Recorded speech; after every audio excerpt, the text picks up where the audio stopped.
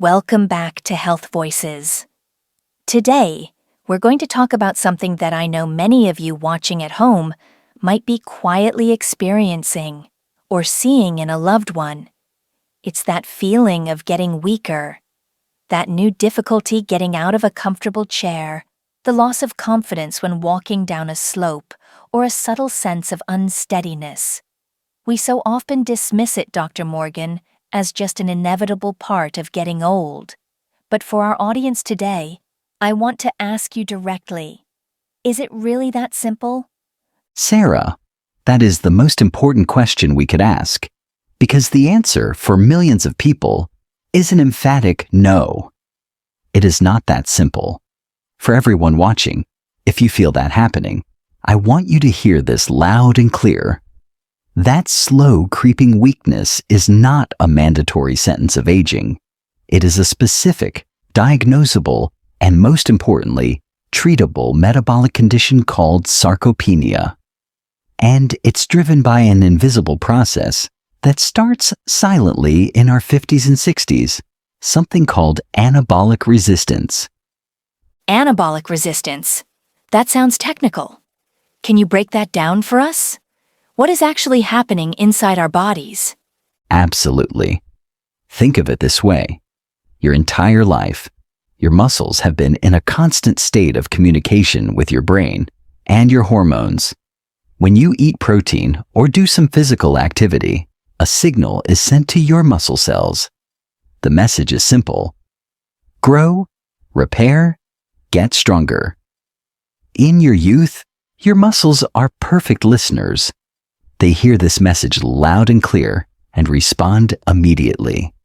But as we get older, due to hormonal shifts and low-grade inflammation, your muscles become hard of hearing. You can be sending them the exact same signals, eating what you think is enough protein, going for your daily walk, but the message is muffled. The muscle cell doesn't respond with the same vigor. It's like the communication line has developed static, and the result is a slow but steady decline in muscle mass and strength. Hard of hearing. That's a powerful and slightly worrying way to understand it. I'm sure that resonates with many of our viewers. So if the muscles aren't hearing the signals properly, what other communication breakdowns are happening? Is there another key factor at play? Yes, there is a second, equally important piece to this puzzle. It's not just about the muscles hearing the signal. It's also about them being able to receive the packages of nutrients that are delivered to them. This is where a concept called insulin sensitivity becomes critical. I want you to imagine your muscle is a dry sponge, and the nutrients it needs, like amino acids from protein, are in the water surrounding it. Insulin is the key that unlocks the sponge's pores, allowing it to soak up that nutrient-rich water. As we age, especially if our diet has been high in processed foods and sugar, our cells can become less sensitive to insulin. This means the sponge becomes a bit waxy, a bit resistant. The packages of nutrients are delivered right to the muscle's doorstep by the bloodstream, but the door won't open properly. They just can't get in efficiently. So now you have a double whammy. Your muscles are hard of hearing to the signal to grow, and they are resistant to absorbing the very building blocks needed for that growth. It's a vicious cycle, and this isn't just a theory. Research published in the esteemed Journal of Gerontology has proven that when you take steps to improve insulin sensitivity in older adults, their muscles regain the ability to absorb and utilize protein effectively. It's the first step to breaking the cycle and reversing the damage.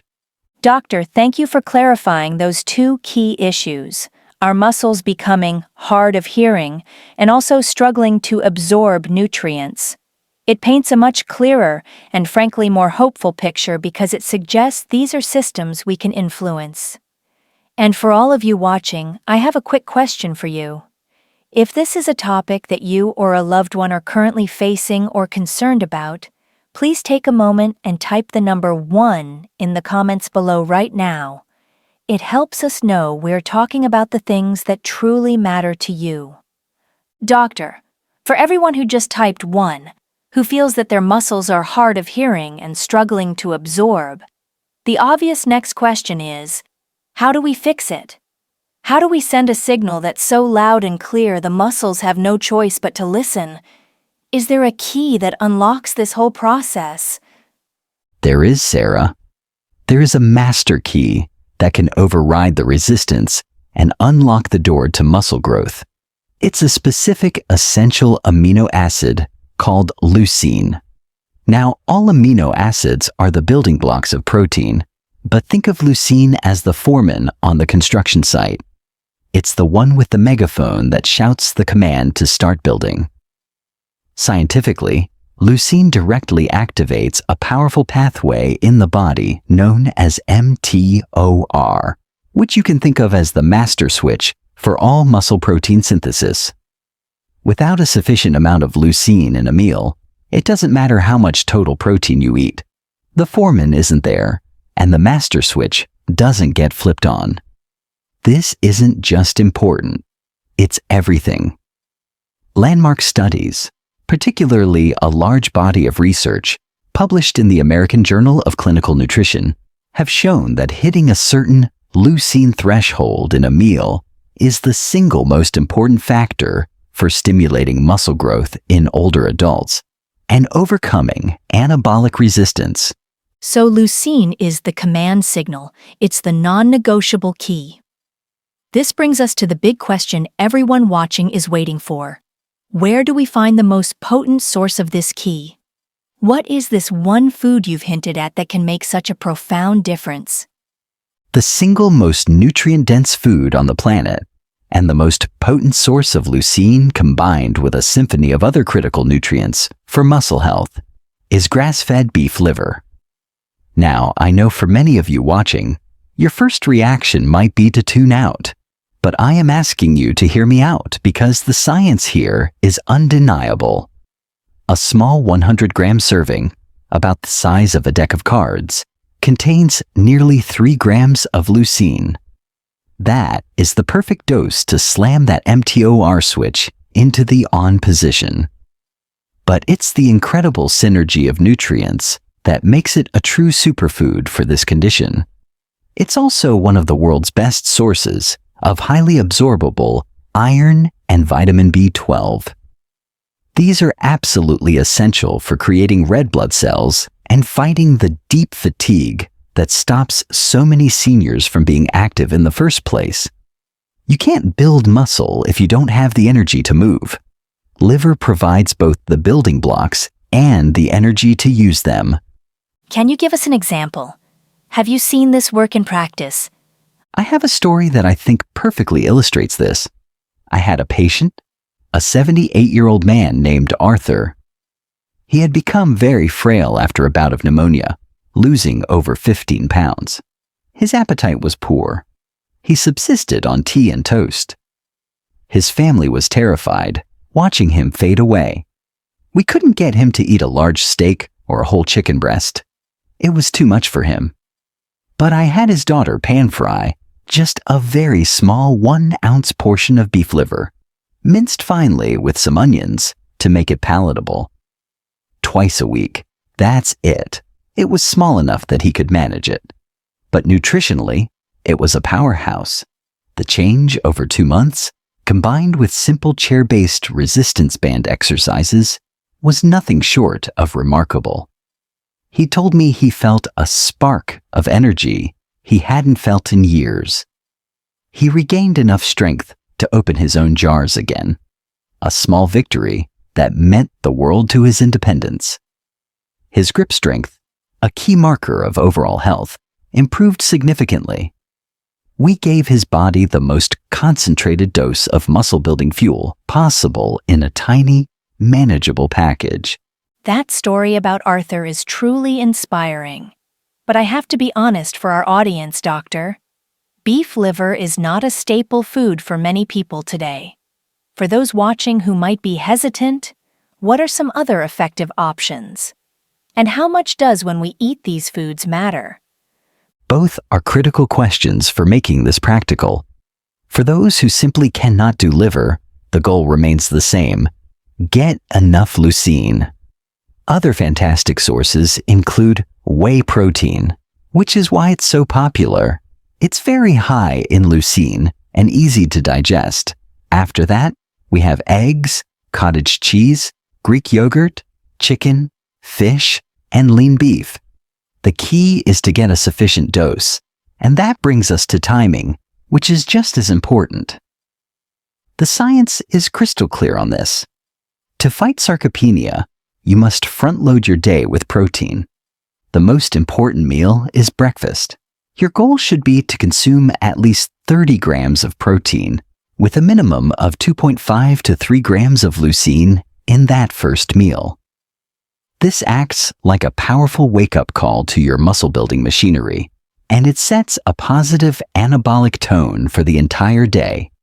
Spreading your protein intake evenly across 3 meals is far, far superior to the common pattern of a low-protein breakfast and lunch, followed by a single, massive, high-protein dinner. You must feed your muscles consistently throughout the day. So, the takeaway is to get enough of the key, leucine, and to get a significant dose of it first thing in the morning. That is such a clear action plan. And it's amazing to think about our Health Voices community, all over the world, starting their day this way. Speaking of our community, we would love to know where you are all watching from. Whether you're in California, Florida, the UK, Australia, or anywhere else, please take a moment and type your city, state, or country in the comments below. It is truly wonderful for us to see how far our health community reaches. Doctor, this has been a masterclass in the how of rebuilding muscle. But I want to zoom out for our final moments. It seems like this isn't just about being able to lift groceries or look toned. You're painting a picture where muscle is absolutely central to our entire metabolism and how we age with vitality. That is the big secret, Sarah. That is the paradigm shift I want every person over 60 to embrace. Your muscle is not just for movement. It is your body's primary metabolic organ. I want you to think of your muscle mass as a giant glucose sponge. It is the largest storage site for glucose, sugar, in your entire body. When you have healthy, active muscles and you eat a meal, that muscle literally soaks up excess blood sugar from your bloodstream to store as glycogen for later use. This single function is one of your most powerful defenses against developing insulin resistance and type 2 diabetes. A person with low muscle mass has lost their primary storage tank for sugar, leaving it to circulate in the blood where it can cause damage. Furthermore, muscle tissue is highly active, burning calories even when you are sitting still watching this video. The more muscle you have, the higher your resting metabolic rate. It's like upgrading your body's engine from a small 4-cylinder to a powerful V8 that burns more fuel even at idle. As research from top institutions like Harvard Medical School has shown, this is critical for controlling visceral fat, the dangerous inflammatory fat that wraps around your internal organs and is linked to heart disease. So having more muscle directly helps manage our blood sugar and burn dangerous fat. And I have to assume it's also our best defense against the one thing so many seniors fear: a bad fall. It is your number one insurance policy against frailty. Strong legs, a strong core, and good balance, all of which are the direct result of maintaining muscle, are what keep you independent and safe in your own home. A fall that results in a broken hip is often a catastrophic, life-altering event for an older adult, frequently marking the beginning of a rapid decline in independence from which many never fully recover. Building and maintaining muscle is the most powerful proactive protection you have against that outcome. But it even goes beyond that, to your brain. We now have compelling evidence that when you contract your muscles during exercise, they release hopeful molecules called amyokines. These myokines travel through your bloodstream, cross the blood-brain barrier, and act like a fertilizer for your brain, promoting the growth of new brain cells and reducing inflammation. Ultimately, what decades of research tell us is that your muscle mass is one of the single greatest predictors of your health span. That's not just your lifespan, the number of years you live, but your health span, the number of years you live with strength, with clarity, and with independence. It's not about adding years to your life. It's about adding life to your years. Adding life to your years. That is the goal for all of us. Dr. Morgan, thank you. You've given us a completely new and empowering way to look at our muscles, not as something just for athletes, but as a critical organ for healthy, vibrant aging. And for everyone watching us today, we truly hope you feel inspired to start building your strength back, one meal and one movement at a time. If this video has provided you with value and hope, please help us by giving it a like, sharing it with a friend or family member who needs to hear this message, and be sure to subscribe to Health Voices for more conversations like this. And finally, let us know in the comments, what is one small step you will take this week to support your muscle health?